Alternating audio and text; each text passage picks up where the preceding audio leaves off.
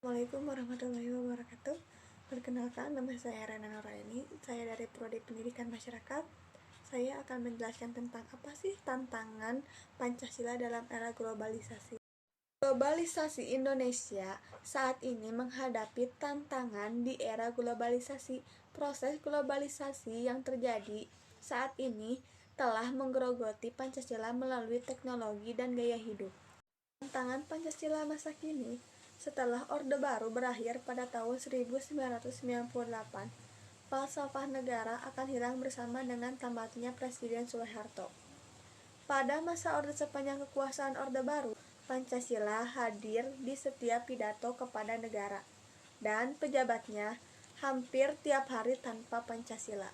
Pancasila dan keharusan rekulturisasi. Setelah Orde Baru berakhir pada tahun 1998, ideologi Pancasila seakan hilang bersama dengan tamatnya pemerintah Presiden Soeharto. Masalah yang dihadapi oleh ideologi Pancasila, contohnya meluasnya KKN, konflik-konflik yang terjadi, benturan-benturan paham yang salah, keagamaan masyarakat dengan demokrasi, kesalahpahaman masyarakat terhadap demokrasi, masih banyak dianggap sebagai ekspresi kebebasan tanpa dibarengi tanggung jawab, tanpa penghormatan dan hak asasi orang lain. Tantangan globalisasi belum ditambah dengan tantangan globalisasi yang sekarang telah melanda dunia dan negara kita. Pengertian globalisasi sendiri adalah masuknya atau luasnya pengaruh dari suatu wilayah atau negara dan proses masuknya suatu negara dalam pergaulan dunia.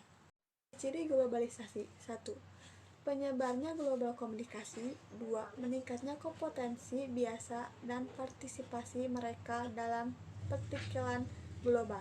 3. Munculnya pasar global. 4. Penyebaran budaya sekuler dan konsumeris di seluruh dunia. 5. Munculnya bahasa Inggris sebagai bahasa global.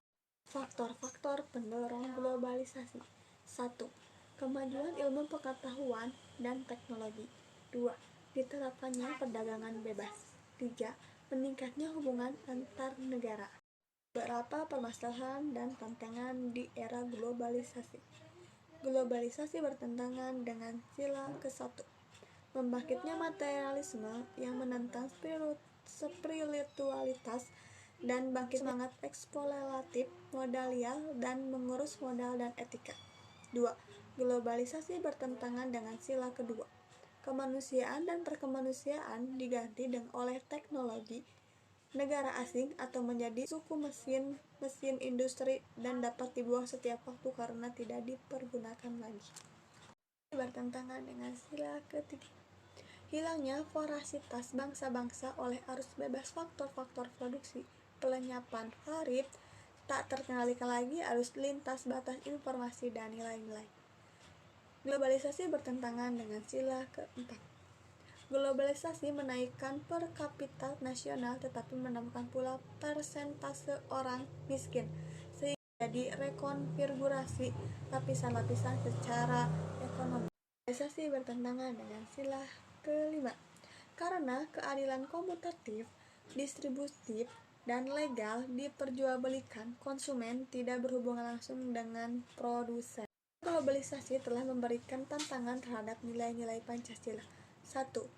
Nasionalisme dan internasionalisme. 2. Budaya Barat dan budaya Indonesia. Perlunya reformasi kedua sebagai restorasi. Reformasi kedua atau restorasi Pancasila perlu didukung oleh seluruh rakyat Indonesia untuk bersama-sama menghadapi permasalahan yang ada demi terwujudnya negara yang aman, damai, sejahtera dengan berlandaskan nilai-nilai Pancasila yang hakiki.